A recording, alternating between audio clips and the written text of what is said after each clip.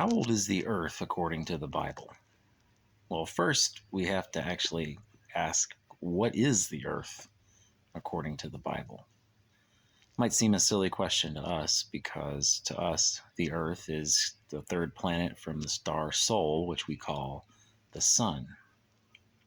The earth is the planet on which we live. And it's easy to read the Bible and assume that the Bible writers mean exactly what we mean by earth. In fact, Genesis 1:10 provides a definition of the earth that's used in the Bible. It says, God said, "Let the waters under the heavens be gathered into one place, and let the dry land appear." God called the dry land earth. So earth in the Bible means dry land. And by dry land, I don't necessarily mean it hasn't been raining,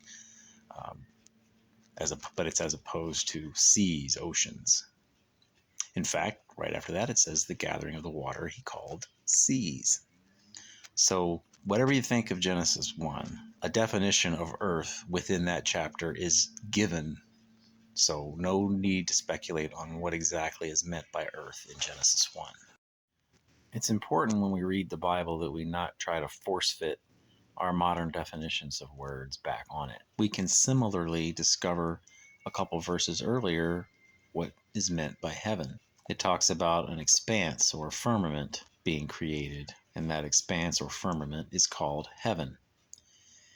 And the rest of the chapter, we read about things filling heaven, such as the greater light to rule the day, the lesser light to rule the night, and the stars. It's easily discerned that heaven in Genesis 1 essentially just means sky. So when we read Genesis 1:1, in the beginning God created the heavens and the earth, it basically says, in our way of speaking, in the beginning God created the skies and the land. 1:1 seems to be a summary verse of the whole chapter, and when we get to chapter 2, verse 1, it says, "Thus the heavens and the earth were finished, and all the host of them." So 1:1 and 2:1 seem to serve as bookend summaries of the entire chapter 1. If Earth in Genesis 1 doesn't refer to the planet, when was the planet created? Well, Genesis 1 doesn't tell us. The beginning of chapter 1, there's already a planet, and there's already water, or the deep. Genesis 1 doesn't discuss the creation of these things. So, at the time of Genesis 1, the planet could be anywhere from an instant old to an infinity years old. It just doesn't tell us. Those who study biblical chronology will often say that the earth is about 6,000 years old. They generally are assuming that the planet was created at that time. But since it's clear that Genesis 1 doesn't refer to the creation of the planet, we can conclude that Genesis 1 is consistent with any age of the planet from about 6,000 years on up to any arbitrarily high number. Another thing worth noting is that Genesis 1 doesn't actually refer to the sun. It refers to the greater light to rule the day and the lesser light to rule the night. Now, we would rightly discern that those do refer to the light given to us by the star Sol and by the natural satellite that orbits the third planet of the star Sol, which we call the moon. But notice that the moon is called the lesser light. We know from science that the moon just reflects light from the sun. Does this mean the Bible got it wrong when it said the lesser light? Of course not. The Bible's not really concerned with the technical underlying elements that make up the third planet from the star Sol, or the star Sol, or the natural satellite of the third planet from the star Sol. Genesis 1 is concerned with what we see when we look up. We see a greater light. We see it rise in the east, and we see it set in the west. That's the greater light to rule the day. The fact that it is generated by a giant ball of burning gas that's 93 million miles away is entirely irrelevant to chapter 1. Genesis 1 is telling people that God created all these things. See, in the culture surrounding them, it was common to believe that the sun and the moon were gods. Genesis 1 teaches clearly that these things aren't gods, these things are created by God. Similarly, when Genesis 1 refers to the stars, which it just in passing says he made the stars also. It's clear when we read the Bible that star in the Bible simply means small point of light in the sky at night. It doesn't matter whether that light comes from a giant ball of burning gases billions and trillions of miles away, or whether it comes from a planet such as Venus or Jupiter. It's a small point of light in the sky at night. In the Bible, it's a star. That doesn't make it wrong. That's just the terminology that was used at that time. It's not a science book. It was never intended to be a science book, and the people who wrote it were not even scientists. Understanding how the Bible uses these terms is helpful when we get to the story of the flood in Noah. Some people believe the flood of Noah refers to a global flood. Others believe it refers to a local flood. If we say God destroyed all life on the earth, to our ears that implies globally. But if we read it as God destroyed all life on the land, it becomes a little fuzzier. Which land? All the land on the planet, or the particular land in which one lives? The Genesis chapters about the flood are not obviously one or the other.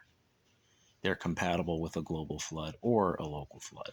So the Bible is consistent with any age of the planet over about 6,000 years old. And the Bible doesn't address the creation of the planet at all, or even the concept of a planet. The Bible is written from the perspective of a person on the land. Consequently, it speaks of the sun rising and the sun setting. It doesn't speak of the earth revolving past the sun such that the sun can no longer be seen. We don't even talk like that today, even though we know that's the case. We still speak of the sun rising and the sun setting, and we're not wrong because we're speaking from the relative position of a person standing on the planet. We also speak of a car driving 70 miles per hour. We don't mention the fact that the planet is spinning 1,000 miles an hour and moving at whatever speed it moves around the sun, nor do we mention that the entire solar system is moving around the Milky Way galaxy, or that the Milky Way galaxy is moving away from the center of the universe. And I'm speaking very generally here because I don't understand it very well myself, but all this motion that's occurring, we don't address that at all when we're speaking of it. Even when people are writing scientific papers about things traveling, it's just assumed this is relative to the position of the planet. We don't have to address the fact that the planet itself is moving. Personally, I don't know how old the planet is. I consider myself age of the planet agnostic. Now, I have no reason to doubt what scientists say about the age of the planet, but I am not qualified to assess how they've come to their calculations. If the planet is much older than the time of Genesis 1, what did God do with it before then? We don't know. Could have been anything, could have been nothing. The Bible just doesn't say. So if indeed God used this planet before Genesis 1, is it possible that there were life forms before then that are similar in some ways to life forms that are now? Certainly. Is it possible that if we discovered one of those life forms and compared it to a life form we see now, that they would be genetically indistinguishable? Certainly. If we're believing in a creator who created a particular form of life at one time, it's certainly reasonable that the same creator could create that same form of life at another time. Is it possible that if God used the planet for life before, that he used something like the process of evolution? Of course it is. God can do anything. And since he didn't tell us what, if anything, he did before Genesis 1 with this planet, we have no reason to be concerned about it. We have no reason to be concerned about the dating of fossils, the dating of rocks, etc. Certainly, if you find those things interesting, sure, go ahead and study them, but they don't have any effect on whether the Bible is true.